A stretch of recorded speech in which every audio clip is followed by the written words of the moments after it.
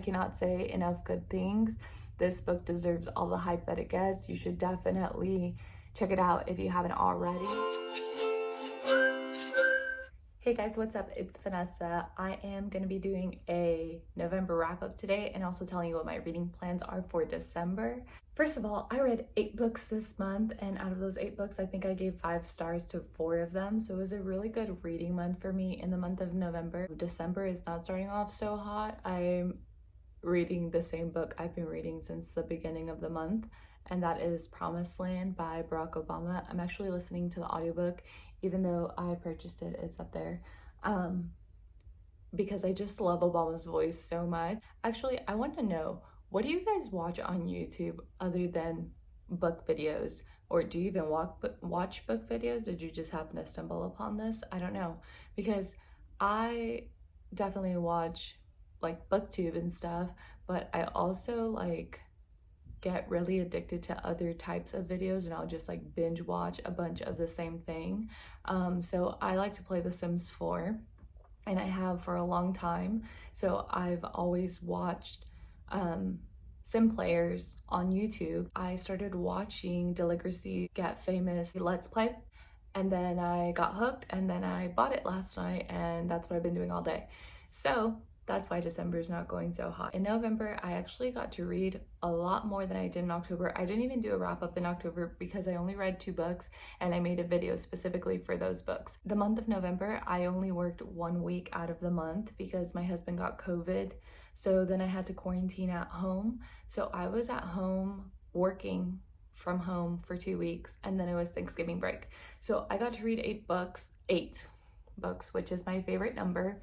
And I'm actually really proud of that. Like, I feel like reading is coming and going for me now. Like, sometimes I can really concentrate. I also started a lot of books that I didn't finish. Like, I would read like 10 pages and then be like, oh, not for me. I've been trying to read Pretty Little Wife, which was my book of the month pick. I've probably sat down to try to read it like 5 times and I haven't gotten into it, but I am gonna read it this month because I want to make a like book of the month wrap-up video, what I think, since I got it in August. I also started Get a Hint, Dani Brown, and I got about 50% through, and then I DNF'd it, which is crazy because I loved Get a Life, Chloe Brown by Talia Hibbert, but Take a Hint, Dani Brown, I don't know if I just wasn't in the mood, but I kind of noticed, like, I really enjoy romance. I probably read more romance than I do anything else, but I've noticed that I like more of a slow burn or like a build up. I don't mind steamy scenes, but I feel like I have to be invested in the relationship to not feel like it's awkward or weird. I don't know, at least in my opinion. And Take a Hint, Dani Brown was like a little too strong for me. Like, it was too erotic for my taste, so I just like DNF'd it before they even got together because it was already like too steamy. And Get a Life, Chloe Brown was kind of the same way, but I was way more invested in the relationship, so I actually gave that book either 4 or 5 stars. So yeah, didn't really like Take a Hint, Dani Brown. Getting into the books that I actually read in November. Out of the 8 books that I read, 4 of them I gave a 5-star rating to. 3 of them I gave a 4-star rating to, and then 1 I gave a 3-star rating to. So starting with the 3-star rating, One by One by Ruth Ware. But this book takes place in a ski resort. It's like a company goes there, all of their employees, so that they can kind of do some bonding, but really an important decision has to be made of whether this company is going to be sold out or not. So it's pretty much the shareholders who are coming together. And then someone dies and we're trying to figure out who did it. It's from a bunch of different perspectives, like every chapter is from somebody's different perspective. I like this book, but I read it after I read the guest list, and it was very similar to the style. I will say that I was intrigued by like the avalanche. So there's an avalanche. I don't know if that's a spoiler. If it is, I'm sorry, but there's an avalanche, and that like really intrigued me. If you read the book and you know, it's like things just keep happening, like they keep happening, and I felt like it was more true to a scary movie, I guess, that you would see, as opposed to like a mystery or thriller that you would watch.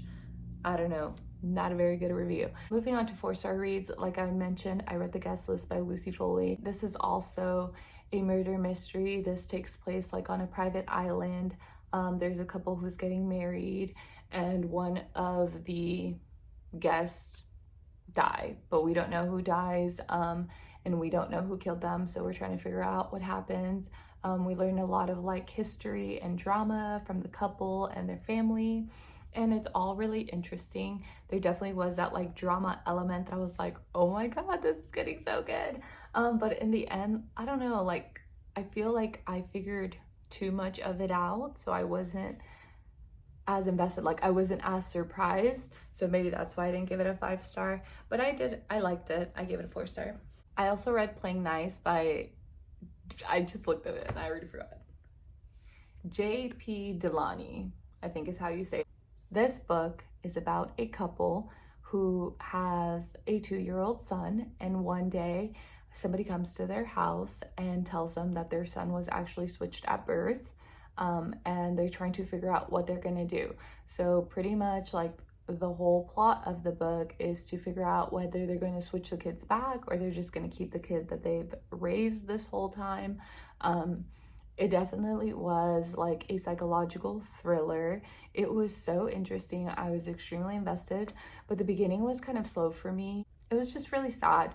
It talked about like the mom and how the baby was in the NICU and she was so depressed and like she had postpartum and stuff like that. Like is really hard for me to read, especially like being a mom. My kid wasn't in the NICU, but like being a mom and going through like the struggles of having a newborn and all that stuff. So I don't know, that like kind of rubbed me the wrong way, I guess, because I wasn't looking to be extremely upset while reading a thriller.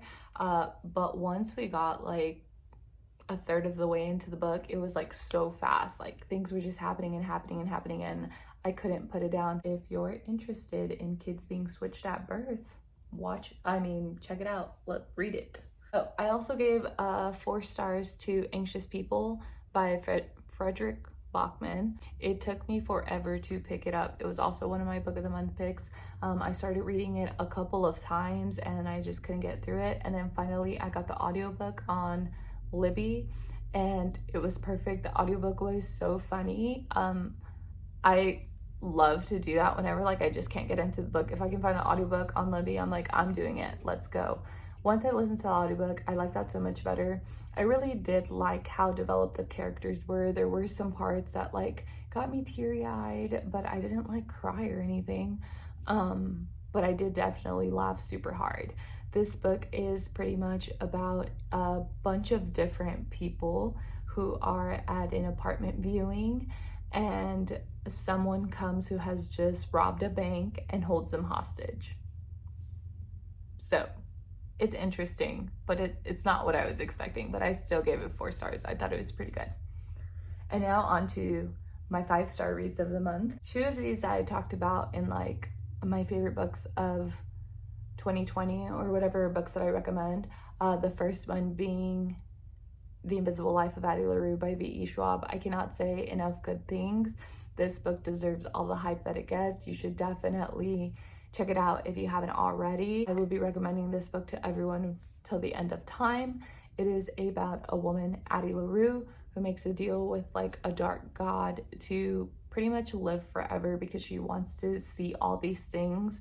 And in turn, he curses her and she is forgotten by everybody she meets. So it's just about her life, like over the span of 300 years. I hope there's a sequel. I hope we get to see more. Because I could live in this world forever. I love Addie so much, and I kind of love the dark god a little bit, but it is what it is. There is a little bit of a romance in there. In the book's like synopsis, it does say, I feel like they kind of made it that the plot was that eventually there is a guy who remembers her, and then that's kind of where the book takes off. But the book took off on the first page, like it popped off. I loved it so much, so check it out if you haven't already. And the other book I talked about was Beach Read by Emily Henry. I gave this book a 5 stars because I did enjoy the romance. It is about 2 writers who have gone to the same town to write novels. and it's kind of like a rekindling of friendship because they knew each other in college and all the stuff, and their romance like ensues. But really what captivated my heart was the letters. The letters. I love when there's layers. Like I want to know about the romance, but I also want to know about these people just as people. Like I want to know about their friendships, I want to know about their families. I don't just want to focus on the romance. And I think that's why I gave this book a 5 stars. So if you're looking for something that is cute and fluffy, but also has a little bit of like pulling at the heartstrings, then I would definitely check that out. I say I don't really give romance 5 stars, but I also read The Hating Game by Sally Thorne, and I loved it. It was good. It took me a while to get into it, but again, once we got to see that like character development and like the layers and layers and layers of the characters, it just got me. This is an enemies to lovers, and it is like a true enemies to lovers. Like they are enemies for 98% of this book, I want to say. I don't know, it's always like in the back of your head that they are kind of like rivals. It's about 2 people who work for the same company, and they are going for the same like promotion, so they are up against each other, and they've just always had this like hating game going on where they try to one-up each other on everything. I don't know, it was just so good. It was definitely the layers for me. Again, the backstories, the families, and also I just appreciate how it didn't go out the door. I feel like so many like enemies to lovers that I've read, they're enemies for like 2 seconds, 10 pages, and then they love each other, and I'm not here for it. So this book was steamy, and they didn't even like, it was steamy, okay? But yeah, the last book I read was Hood Feminism by Nikki Kendall, and this was a nonfiction book, and I gave it 5 stars, and I thought it was amazing. I love nonfiction books that really make you uncomfortable, make you think. I have always, or as an adult, like considered myself to have more feminist views, and not like I went to Texas Women's University, an extremely like feminist university, you know, it's like girl power. But this book really talks about how damaging like white feminism is to the rest of the women, people of color. Me being a Hispanic woman or being Mexican American, like it's not the same, and I had never seen it that way. So I really enjoy a book that challenges me. There are some things that I didn't agree with, and I think that's okay. I don't think that you have to agree with every single point that someone's gonna make to enjoy this book. So I gave it a 5 stars. If you consider yourself a feminist, I definitely would like check it out and see what you think. Yeah, those are the 8 books I read in November. For December, I do have some plans, and this is solely based on things that are already sitting in my Libby app.